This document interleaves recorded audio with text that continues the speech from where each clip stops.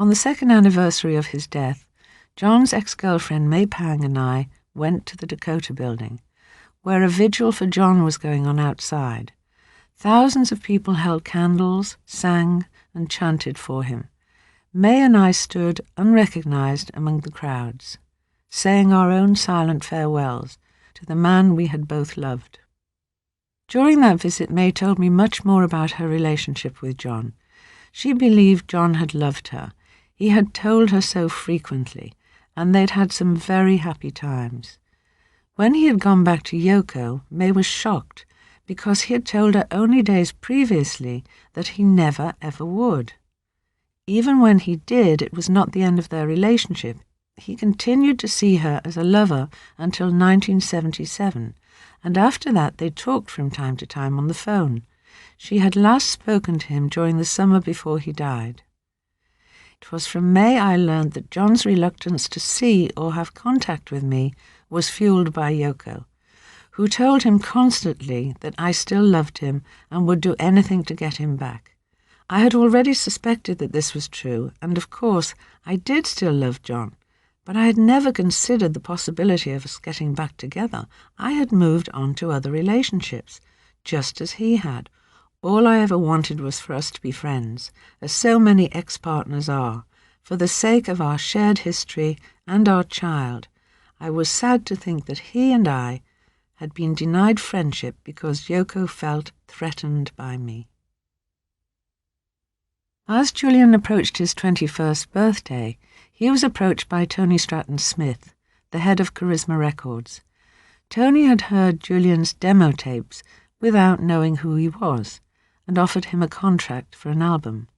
Julian was thrilled, and it was arranged that Tony, Julian, and Julian's band, including Justin, would go to stay in a chateau in France for several weeks to work on his songs and write some additional material.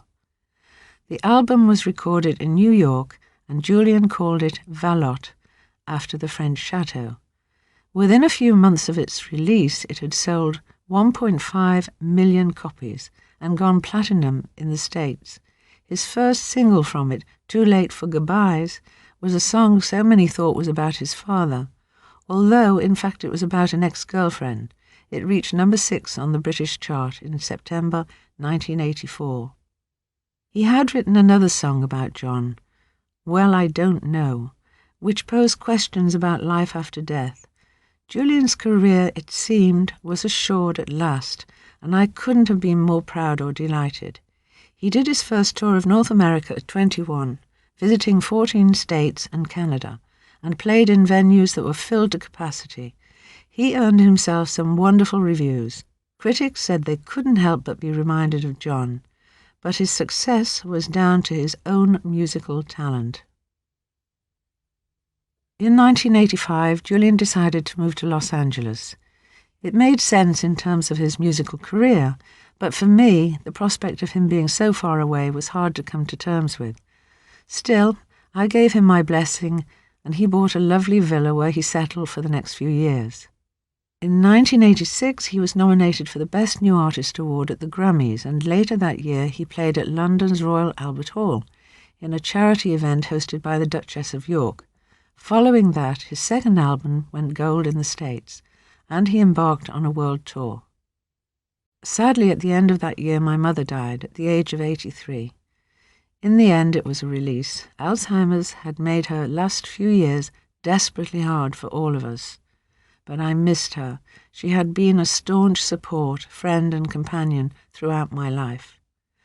Then in 1992, Aunt Mimi died. I went to the funeral with John's sisters and cousins. Mimi had been the eldest of the 5 Stanley sisters, but was the last to die, having reached the ripe old age of 89. Her nurse told Julia that Mimi's last words had been, "I'm afraid of dying. I've been a wicked woman." When I heard this, it sent a chill through me. I felt sorry for Mimi, who had obviously suffered, but her self-assessment had been true. Yoko was also at the funeral with Sean, who met most of his English relatives for the first time. After the service, we all had lunch in a local hotel.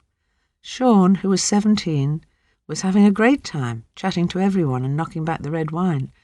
But while Yoko made an effort to join in, talking politely to those around her, she was struggling with what was clearly unfamiliar English buffet food. She pushed it gingerly around her plate, smiling, and delicately avoided putting a single forkful into her mouth. As for the money in John's will, when nothing had been forthcoming after 6 years, the matter was put in the hands of lawyers. It took another 10 years for Yoko to reach a settlement, by which time she had received a fair amount of bad press over it. I was glad that in the meantime Julian had been a success in his own right and had earned his own money. He was never dependent on his father's legacy, but it was a point of principle that he should receive it. Julian left the States in the mid-1990s and travelled before establishing a home in Europe. In Christmas 2000, he treated me and my dear friend Phil, now also on her own, to a holiday in Barbados, where we sunned ourselves, swam, and had a wonderful time. It was in Barbados that I met Noel Charles, a former nightclub owner and an old friend of Julian's. His easy wit and gregarious nature charmed me. Not in the least overawed by my past or my name, he had run nightclubs mixed with celebrities and lived a vibrant, exciting life.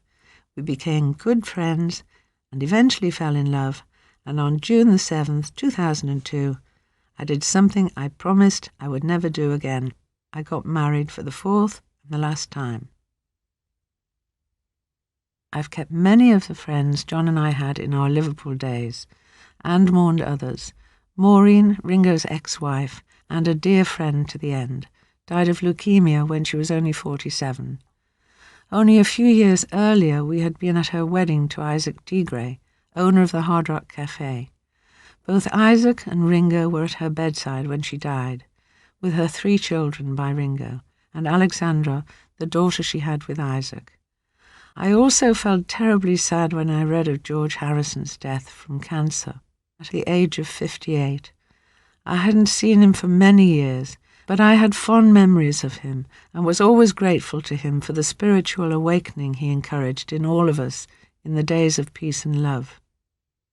I wondered what John would have thought of his old friends, Paul, Mick and Elton, being knighted. Of course he would probably have been offered a knighthood too, had he lived. Would he have scoffed and turned it down? Or would he have been sentimental and patriotic enough to accept? My money's on the latter. John could be incredibly sentimental. He once told Julia he wanted to return to Liverpool, sailing up the Mersey to see all the people he'd left behind. And not long before he died, he asked Mimi to send him all the old photographs, ornaments and mementos of his childhood that she could find so that he could surround himself with them. It was also in a moment of sentiment, but perhaps of tenderness and love too, that John once said to Julian, "If anything ever happens to me, look for a white feather, and you'll know I'm there looking out for you." I think of John every time I see a white feather. He was an extraordinary man, talented, flawed, a creative genius, who sang movingly about love, while often wounding those closest to him. I never stopped loving John, but the cost of that love has been enormous. Someone asked me recently whether if I'd known at the beginning what lay ahead, I would have gone through with it. I had to say no. Of course I could never regret having my wonderful son, but the truth is that if I'd known as a teenager what falling for John Lennon would lead to, I would have turned round right then and walked away.